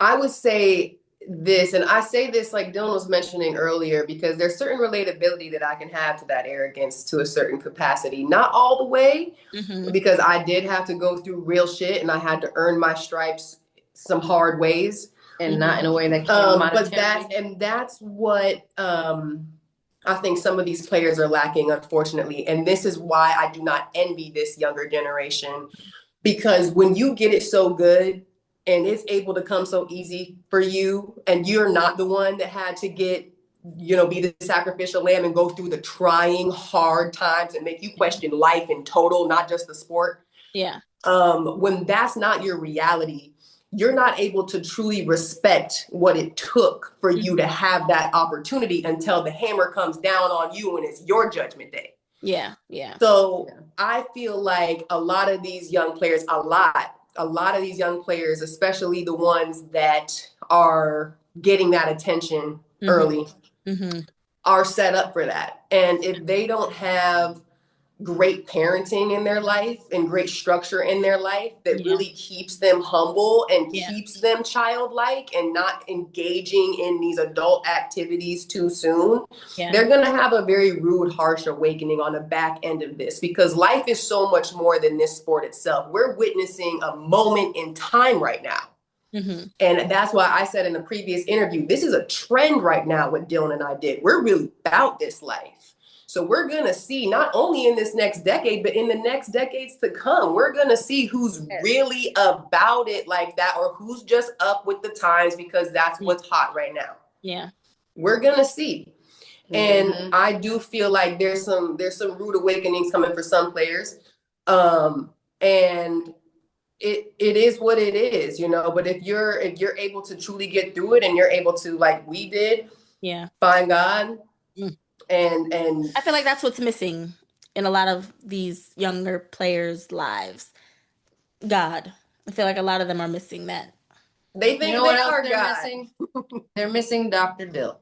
That's right. Yes. That's right. So I'm telling you. That's right. I am the perspective doctor. I will help them get all this navigated. But the thing is like, you can't heal what you don't reveal. And also you can't expect somebody to be ready to have a conversation or come into an awareness of something they're simply not ready for. They're not ready to acknowledge. And even if your body's perfectly healthy, when you're mentally checked out or when you're Yeah. mentally ill, your body will just break down on you. Yeah.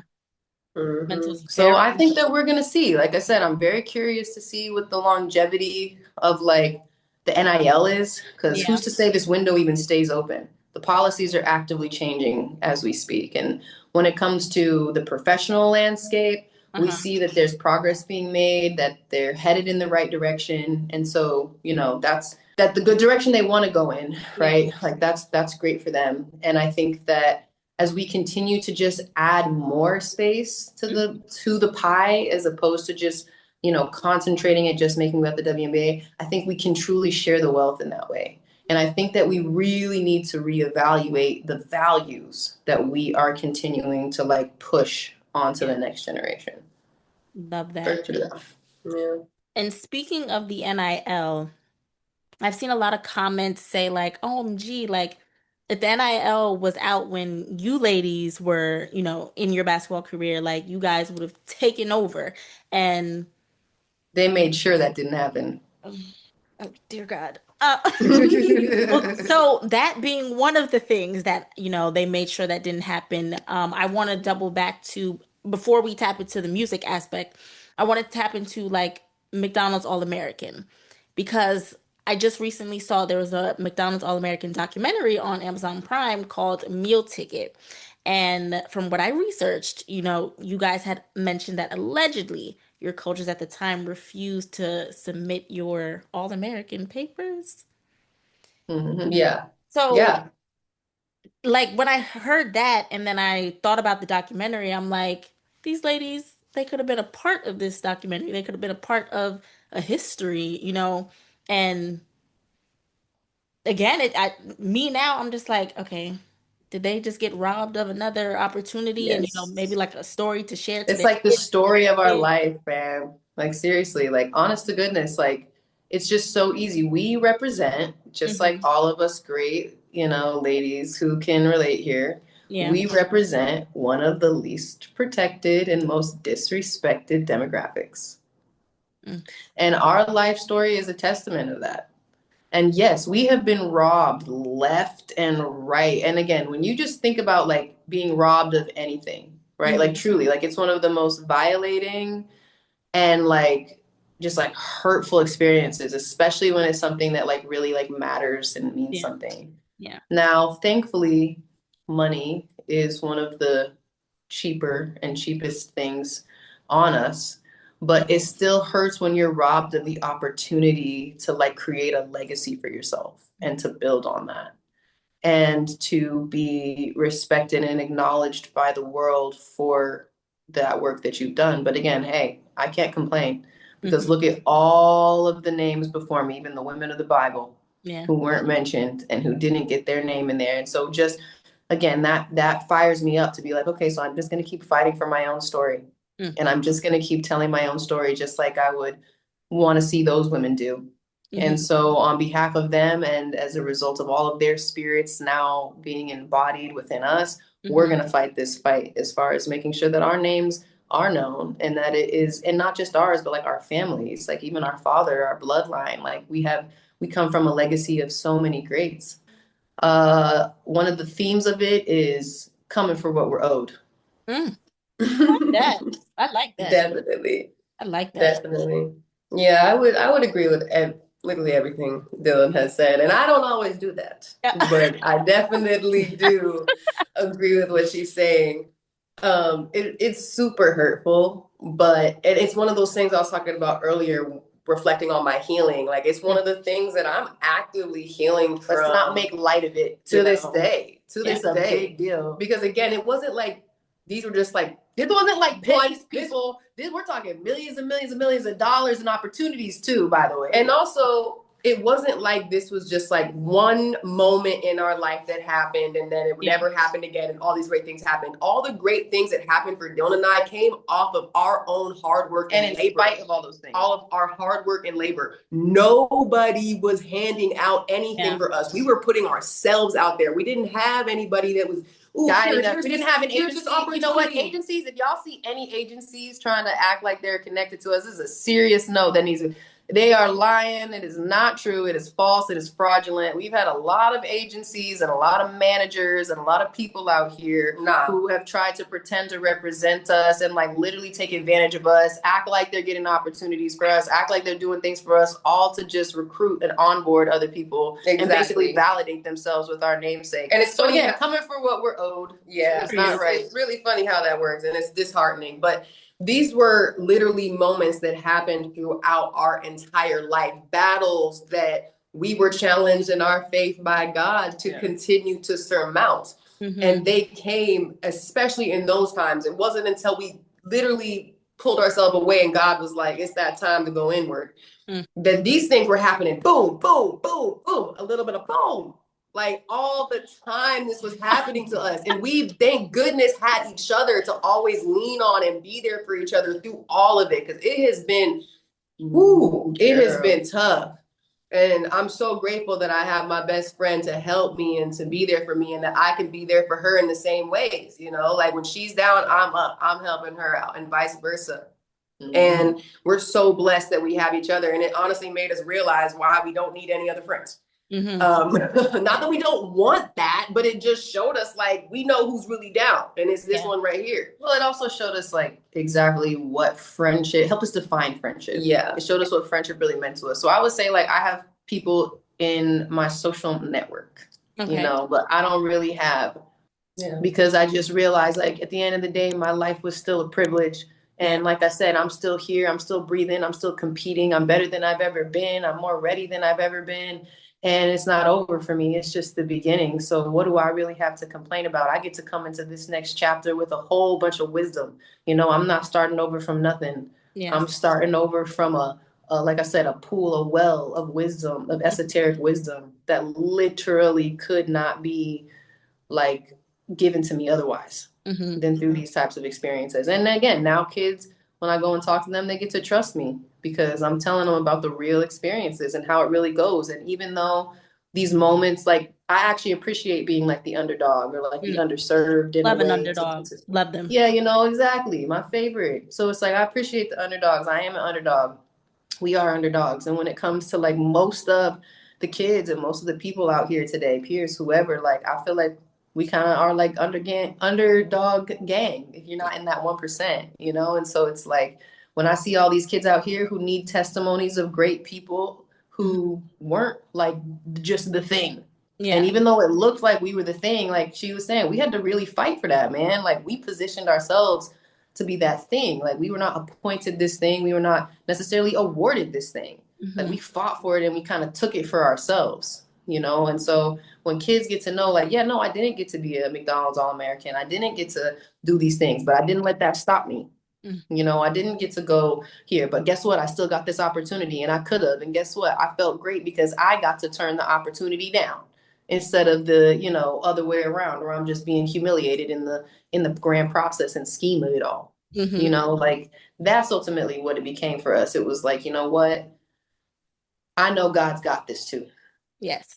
I know God's got this. And again, I know we get to start not necessarily over, but again, this next chapter in this next phase with so much wisdom and just so much faith and certainty because God, he's a just God. Amen, amen, amen.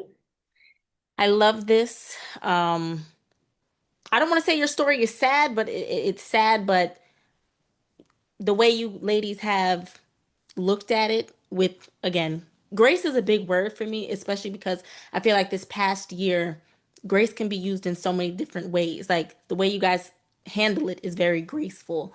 You know, the way you guys think about it is very graceful. And I just love to see the healing aspect of you ladies' journeys, truly. So segueing into the music aspect of you ladies' lives, I kind of want to touch base with basketball and music as we're segueing, because mentioning the halftime shows, you guys sung a few of the national anthems, but I think as you said, you were you were doing basketball, but you wanted to try the music thing as well, like. And Dylan, I'm going to quote you from Slam Magazine. You stated at the end of the day, the only thing they would allow us to do was sing the national anthem at a game and make music in our home. It just became this fight as to why we wouldn't do anything outside of basketball without all of these ticky-tack regulations coming into play. It just became so stressful. So first, I want to know, why would they not even let you? Like, was that just a part of their rules, or they just didn't want it Yeah. to be a It thing? was a part of, this is where Like it got nobody could do it. specific. Yeah, this is where it gets specific in the semantics of what signing yourself over to a scholarship was then. Was they owned you. They The owned school owned your you. name. The school owned Oh. your name, your image, and Uh-huh. your likeness. So if you wanted to make money on any of those things, it had to be licensed through the school, but they didn't do licensing deals. Okay, unless you were talking really big money, which we were at one point. So Mm-hmm. basically, what happened was we weren't allowed to sell music because it was anything we did, or like put music out, anything we did was considered promoting a commercial establishment, and that was against the NCAA rules. So because we had a platform, and this is where it got personal, because we were the only ones who were getting violated for this because we had a platform. Meanwhile, everybody else who didn't have a platform could just get away with whatever because there was no like, radar on them. Mm-hmm. But us, we were constantly losing our eligibility because everything we did, they considered promoting a commercial establishment. And they honestly just wanted to control us and again, teach us our place. Like, this is your seat. This is who you're supposed to be. This is what it is. And honestly, the generations like ahead of us, especially like, 1950s, 60s clan, okay? They're on some other ish when it comes to like the regimentedness of like law and order and know your place and power complexes, Mm-hmm. okay? Like they got, and I get it because they mostly don't like themselves. I'm just going to be so for real. Most of the generations ahead of us do not like themselves. And I'm really saying that kindly because I really want to say they don't love themselves. So what happens is that we got pushed into that space of being ultimately controlled because where they wanted to choose to enforce these regulations. And we wrote about this all the time. We had to write letters constantly to spare our eligibility Really? or to get it back because we lost it. So that's also why this affected our on-game play. This affected our ability to take our evaluation up. This affected our ability to get recruited and taken to the Mm-hmm. next levels because we're now just constantly being seen as like these issues and whatever. And it was like, no, the issue was never us though.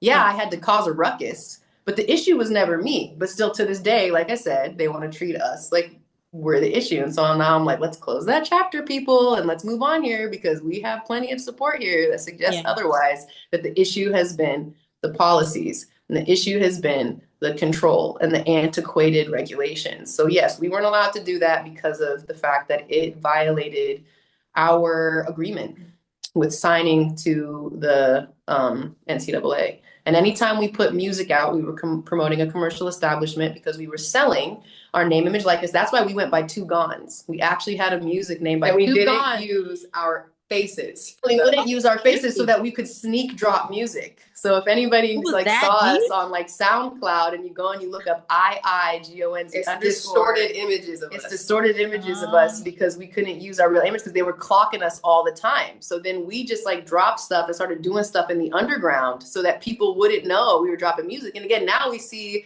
all these athletes out here doing music, doing this Yeah, and doing that yeah. and having a full-blown career when we were literally not allowed. And like this just happened. And again, people want to act like this didn't happen for us because they saw us posting on our social media. And it was like, just because we were posting on social media doesn't mean that we were trying to show you guys how hard we were trying, not just Mm. that things happened for us. Yeah. Like this is how we were showing our commitment to our lifestyle. That's what we were doing, not that we made it.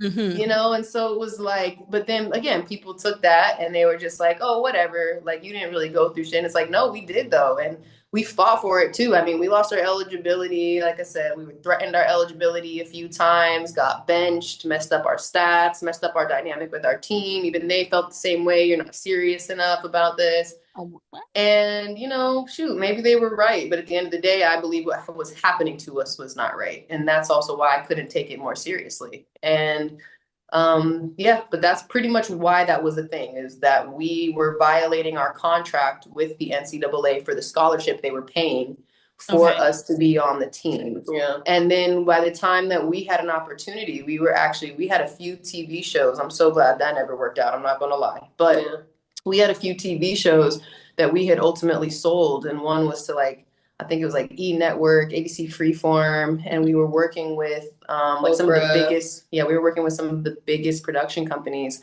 like the biggest production companies in the world. We were working with Oprah. We were working with Alibi Productions, which is Howie Mandel's production company.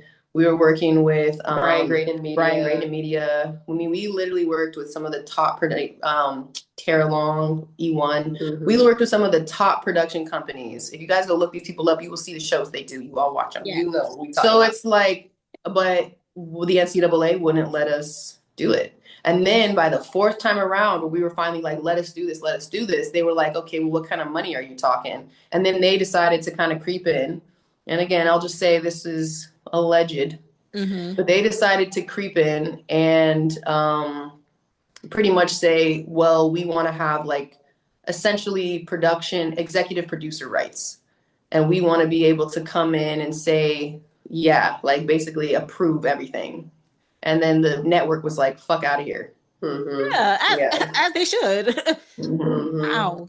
So that's where the shift really into music started happening, because we were like, okay, you know what? Let's like lean heavily into this. Let's give it our all, like we gave basketball. Because again, one of the messages that we continued to get was, you're not serious enough. You're not serious enough. You're not focused enough on one thing. You're never going to be great at one thing because you keep trying to do too many things, is the message People that we really still talk get. down on y'all like this, because my God, all the time. going on here.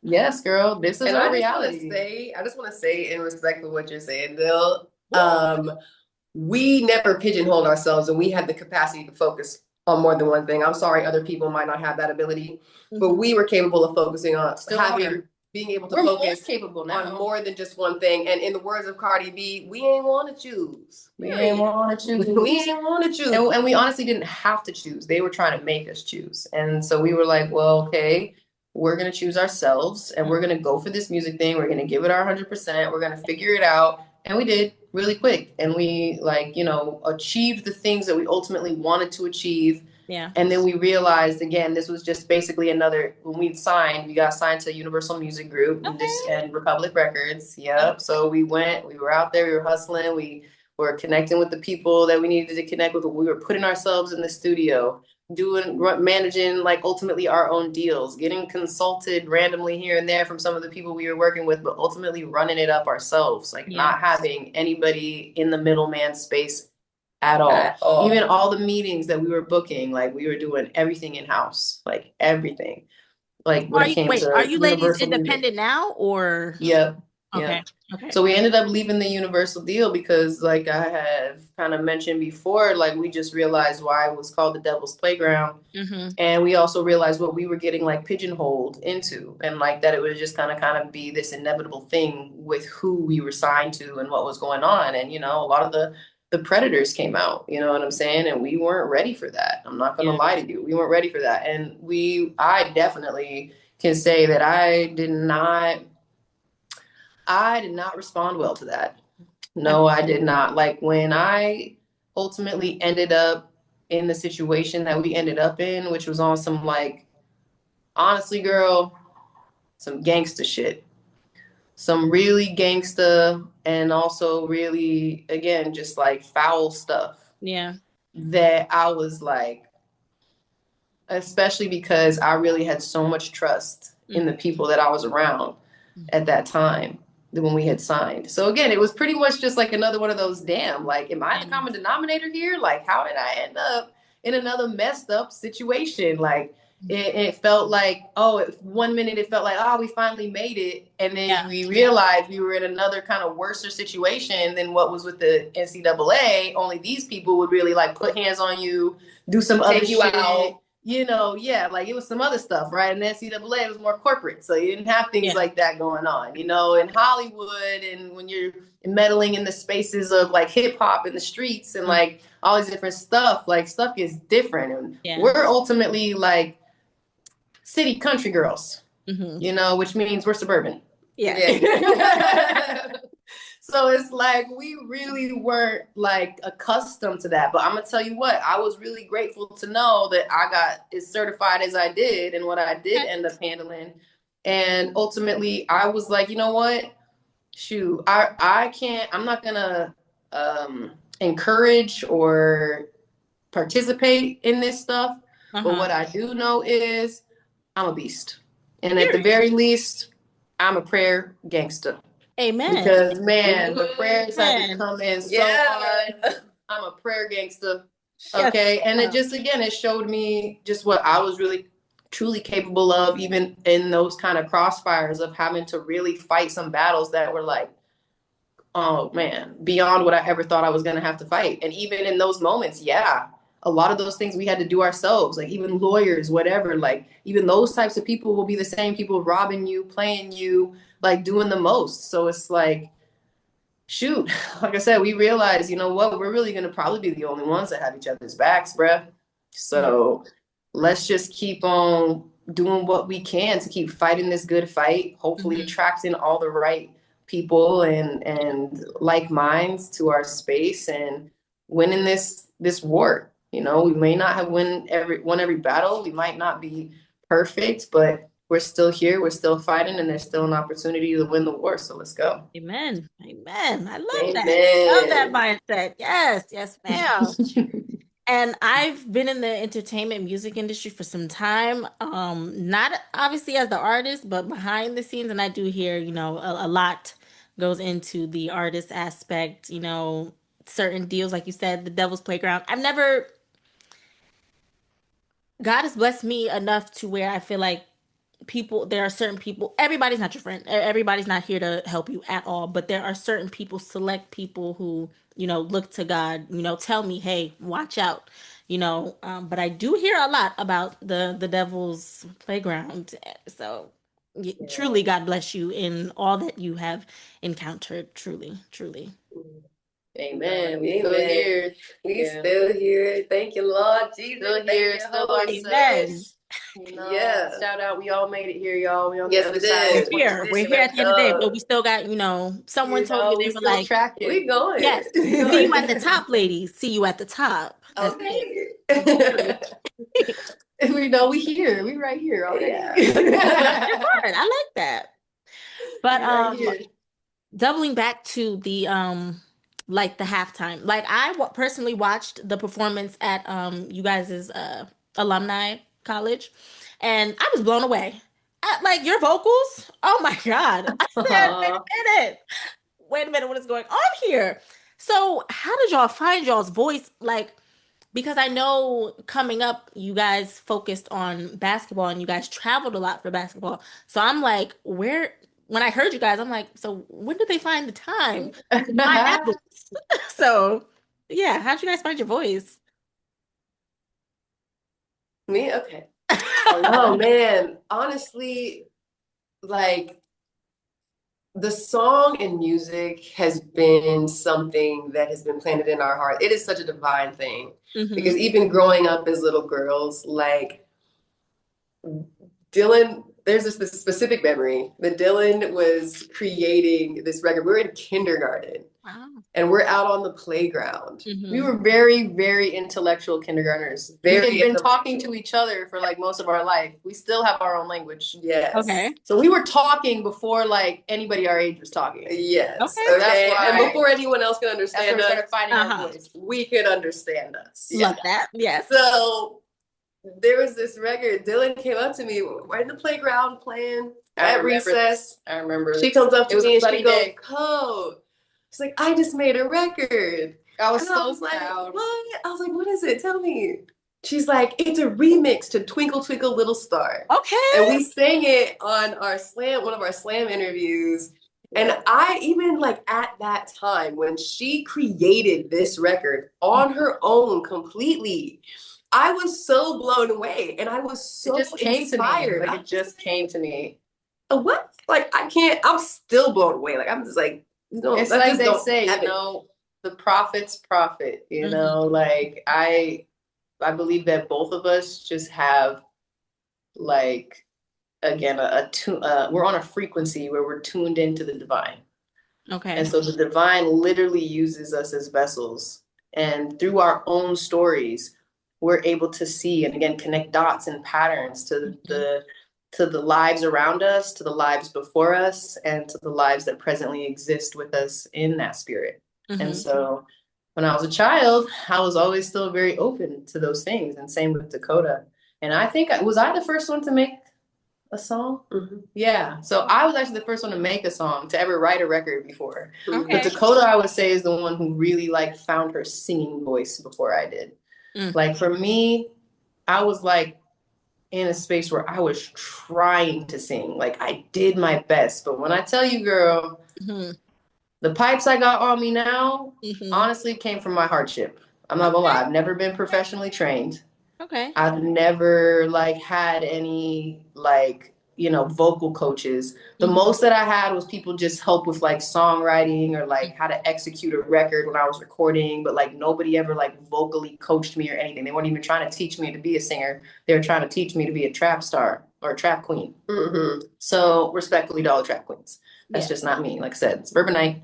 So when it comes, it's just not authentic enough to our brand. And plus, like those weren't the only stories that I wanted to tell. Were Yeah. like my trap queen side. And Yeah. so I wanted to be able to sing the songs that I knew I was truly capable of singing in my heart. And I didn't know how I was going to get there. But honestly, like when life broke me is when I found my voice, my real voice. Like the song and the word, like she said, has always been in us since we were kids. It's one of those things where like we were just naturally blessed and gifted with Yeah. that. Because again, I don't really know. I couldn't tell you. It wasn't a thing I read or a thing I found. It literally, the song just comes to me. The word just comes to me. I could start going off right now Yeah, poetically. no, for real. I'll be Okay. like, bars, bars. And then she'll be like, all right, let's get it. We gotta record it. We gotta get it. Yeah, Okay. sometimes though, when I tell you, I actively sometimes that's why I'll be looking around or thinking because I'm trying hard not to speak in like a parable or like Okay. poetry. Yeah. Like I'm Yeah. trying to like speak and just like conduct myself in a way that's just a little Clear, more like straightforward concise. and Yeah. yeah, like clear, concise. Because parables and like metaphors, and it's like sometimes they can just whoo like go over Mm-hmm. your head. But yeah, I would say like when life really broke me is when I found my voice and I That's just powerful. unleashed. Like I would tell people all the time, you know, it's like you guys envy my abs and you envy how like cut up I am, but you don't realize like I've broken ribs crying before, like from how hard I've cried. Yeah. And that's why my abs are so strong and my bone density is so strong because of what I've had to recover from, even by myself in my own natural evolution of Yeah. like growing Yeah. and overcoming these things. That and a legitimate trillion reps of ab workouts. Okay. Yeah. But those ab workouts were what, you know, helped me recover in my rib crushing. Because it was really that serious, but like it was also so beautiful. Like I was so grateful. It was kind of one of those like beautiful disasters, you Mm-hmm. know, where it was just like, oh wow, it's like watching a storm or something, like a tornado. It's like so beautiful. Like, you know, it's like a disaster, but you're like, wow, like that's what it felt like finding my voice for real. And even like when I was young, I was actually the shy one. I think that's why I do all the talking now. 'Cause I had been holding so much in for so long, and I wasn't allowed to do interviews. I definitely understand. I definitely understand.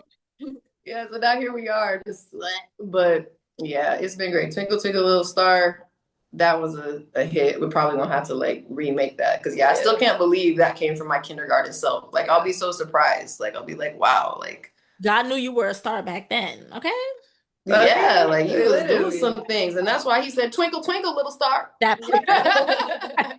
Exactly. Yeah. Yeah. I mean, I was like, it's, "Oh, this is for the band." I would. We were watching a lot of Josie and the Pussycats. We That were. time. Okay. We were. And still repping. Yeah. You know, little drummer girl. I'm on the bass. But no, I would say for me, I think like Dylan said, I kind of God just like planted song in me so early. Like after Dylan had created that record when we were in kindergarten, I went and created a record called Tombstones that it was just it's a little vibe. It's bomb. And it's like a life sentiment to live by. It talks about like you can sing like nobody's listening. And I took these words, these excerpts off of these tombstones and just created a melody with it. Yeah, And I it's remember it really was like something to those live little by. like they were what are they called? Like I saw them as like cup placeholders, you know, like those Yeah. placeholders you put But cups they're or like mugs stone, on, made of but they're Yeah. made stone. of stone and they had all these little like quotes on them that were like so Yeah. cool and like decorative. And Yeah. I was like, ooh, this is great, So cup. she really, Dylan, I would say, is really who helped me find my voice. It was like her silent confidence and her silent leadership was something that I just always recognized in her. And like it gave me the confidence to find my own voice and to Mhm. be the boisterous. Because, like you said, in our natural dynamic, she's the moon energy, I'm the sun energy. So it just sort of came out of me very Radiates. boisterously, Mhm. and I was just so unafraid, and I still that way, but it, went through my very humbling moments of like losing my voice completely and having to just pray and pray and pray that I would get it back in a way that was truly pleasing to God. Mhm. And so honestly, I would say like God, my sister, and then the greats that came before me that really paved this way for me to have a voice, for me to have something to speak on and stand up for. Um, it was those things that really helped me find my voice because music to me it was everything. It's what made me feel good. It's what gave me comfort in my Yeah. times of low. It's what hyped me up when I was feeling confident and high. It was always there for me in every space, in Mhm. every And it's place. a universal language too. Yeah, it Yeah. is. So it's It is. like no matter what, like you don't even have to have words sometimes, you Mm. know. And but for me, I think definitely the word is what empowered me. Creative writing saved my life for sure. It's one of those tools that we get to take into our developmental spaces now and help other people like Yeah. learn and tap into. Because again, creative writing is just one of those things that there's like so much freedom and Yeah. liberation to it. Yeah. And you again don't judge yourself Yeah. and you just are honest with however honest you need to be, even if it's a little dark or like over eccentric and excited, but Mhm. it's in that creative space and with music that you get to be that. And so music was always therapeutic for me. I was always having a really hard time like socially and relationally and with basketball and with school and with all these pressures and music and the literary space were the places that I got to escape to. That was my therapy. That was my therapist. That's when I got to go talk to God and go talk to these different entities of the world. Is when still to this day I get to go to that place and like lock in with Mhm. music. And that's why even now we've been locking in for so long, because our music is truly a piece of our soul. It's like the child that's like birthed from our soul in the Yeah. creative space. That's why we just don't play about it. That's why we didn't really jump on the bandwagon of like, let's just put out a whole bunch of popcorn songs and like Mhm. try to catch traction and get high. Because that was never even our reason for like getting into the music and the industry anyway. It wasn't just because, oh, I want to be famous and I want to get put on. No, it's like, I want to make a genuine impact and I want to tell my story, and I want to represent all that I am, not just Mhm. who you want me to be, or not just who you want to sell me to Yeah. be to the world. So that's why we do everything independently now. That's why Mhm. we're not, signed or anything like that. I don't think I would ever sign to a label again, but I do think that I'm interested in partnership distribution deals. Okay. So Those if we are, I can think those, partner together, yeah. then maybe we can create something different now that we have a business of our own and we Yeah. make music and we do our own marketing and distribution as well. We can kind of set up a different type of arrangement and agreement. And that's a whole other type of like a kind of legalese, literacy and stuff like that, or just again, musical Mhm. um, know-how. But that would be a situation that I would consider, but that's pretty much it. Like I wouldn't want to be like signed as an artist to anybody because Mhm. again, we have just too much experience now at this Yeah. point. And like we also know we kind of come with built-in everything that they would be trying to set us up with to sign us anyway. Mhm. So ultimately, I think that there is a future there. So to all of the labels, Okay. I Okay. am on the market. Okay. Yes. I'll be on the lookout for you, ladies. Yes. Joint But partnership. Yes. ideally, Yes. we want to try to keep things, as organic and in-house as possible. We just want to make sure that even if that becomes a thing, then it's with somebody who truly supports our vision and Mhm. supports our story Totally. and like believes in us, Mhm. like genuinely believes in us, Yeah. doesn't just want to buy us. So yeah. And it's coming. all good things are coming for you, ladies, Thank especially with you. Thank Thank you. you. Likewise, girl. yeah. Let's go. Let's go. Yes, we got to get ready. But Come on.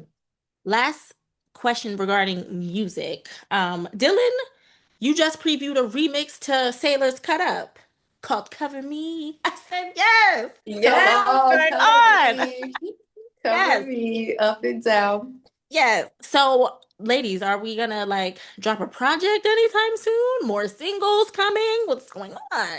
I know the tea, girl, the tea. Yeah, you know what? That was so much fun. Shout out to Sailor for being honestly a little trailblazer in her own right as, you know, an Asian American woman in R&B. Like that's so dope to me. Yeah. I loved that record, cut up, right? Yeah, cut up. Yeah. Yeah. I love that record so much because it just just vibed immediately with my soul. I was like, Dakota, the way this frequency just hit me, just took me to a place. Yeah. I told her it's the place that I go to when I'm in that music place because you know, not every record like hits everybody to where you're like, oh, I could listen to this over and over, you know? Yeah.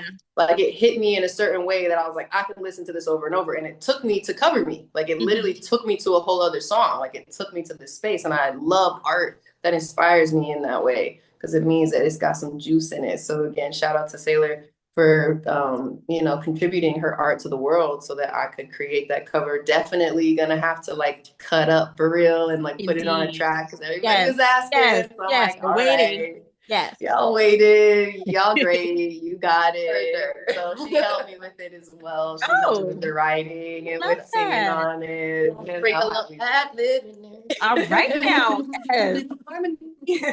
But yeah, so we are super excited. We're getting ready to drop some music this year, and man, we got some stuff, man, and I cannot wait. The rollout's gonna begin here, coming up around the summertime, man, and Okay. like even all like we're getting the visuals, we're getting so many different things together. Everybody who's on my subscription for Instagram already is like clocking all the tea of what's going down because again, we got to talk this real story. We're gonna you know, tell people where we've been, but we also gonna tell people where we at. Yeah. You know, and like really like what's good and how our world operates, how we see the world, how the world responds to us now, you know, like what things look like over here now that we've kind of built out our own space away from what we had started in.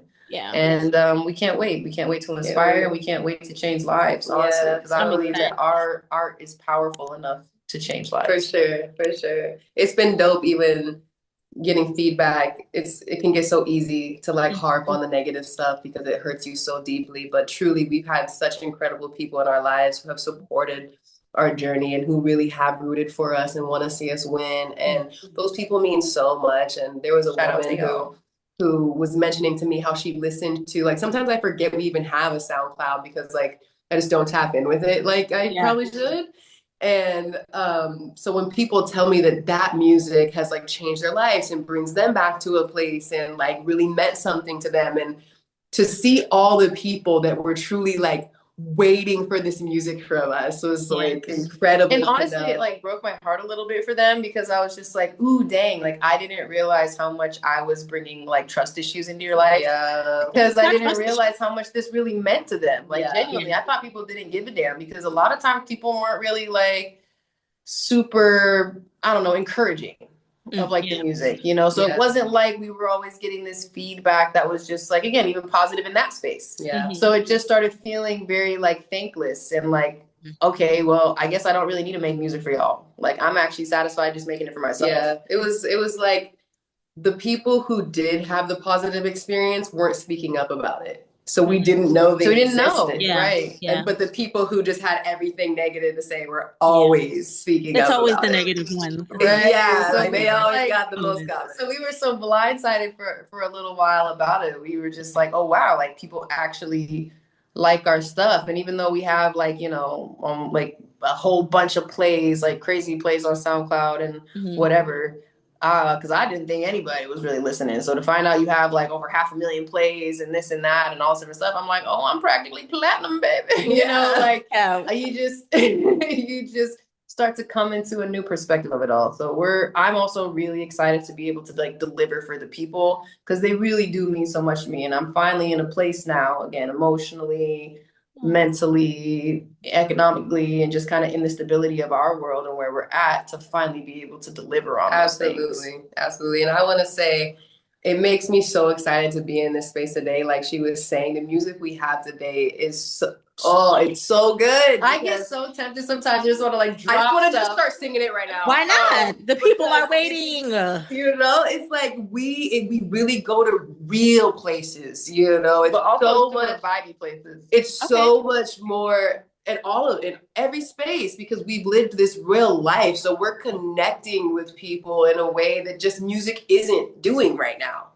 And that's what really excites me. And I want to shoot my shot at Jaden Smith because in a musical, artistic way. Yes. Please don't get it confused, people, because and Willow. But I have a very specific project for Jaden Smith that I really, really, really want to like see happen. I have these plans. I would love to get him involved. So Jaden, this goes viral. Please holla at your girl. I'm manifesting that for you. Yes. Thank you.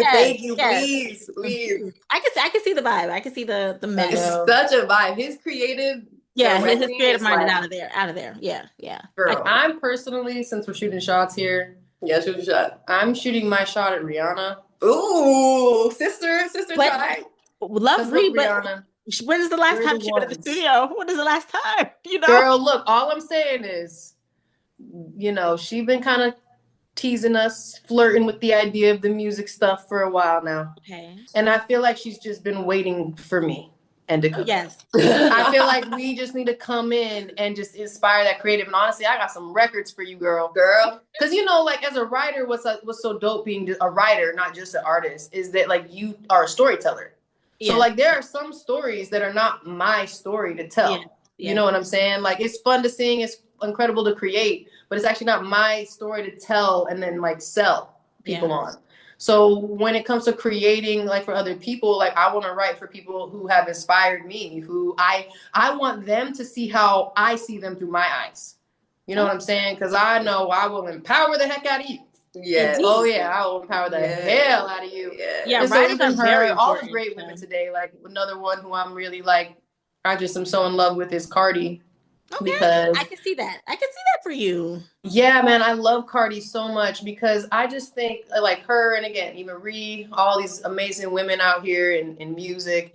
It's like specifically with Cardi and what she means to me is like Cardi's the person who really like changed the game when it even came to getting deals. Like I got a deal thanks to Cardi. You know what I'm saying? Because she created a new landscape for what like artistry could be and like what could be created. Like there wasn't people that were getting deals off of TV shows. Okay. They were being made fun of for going on like, you know, certain, let's just say entertainment television. Yeah. And so it's like, for her to come out and become this global superstar and like again to see her fight for like her space and her respect and her everything to this day, and then to even be so raw and vulnerable and real and like learning in real time under a magnifying glass but still doing it so freaking beautifully. And so like her album was crazy, like and her tour is going crazy right now. And again, like to see her do that off the back of like, well, shit, Am I the Drama is like with all the drama, and it's just too organic and real. It's just such a beautiful thing to see because it's not like her just setting up all these like moments to stage for us. No, like this is her real life, and she's just doing the best that she can. And I love to see it. I love to see her getting out there and pushing herself and trying, and even being willing to make some mistakes in front of people, and then being able to like, you know, make a joke about it. And as an artist in my own space who sees her performance, sees her do her thing, I get so empowered by her because I'm somebody who is like a bit of a perfectionist. I'm somebody who does sometimes care about like the opinions of other people and are they judging me and what's going on and how should I conduct myself and things of that nature, where I can get like performance anxieties or even just anxieties for greatness. Right. Because again, we've already kind of been there. So just to be attacked all the time, but to see how she's like literally like bodied that, like regardless of what people want to say about her, like she still loves herself down. Yeah, she still goes through her own struggles. Yeah, she still has stuff that's like, you know, hard. But like I've always had so much love and respect for her because it almost did feel like looking at a big sister who was like climbing up the ladder. You know what I'm saying?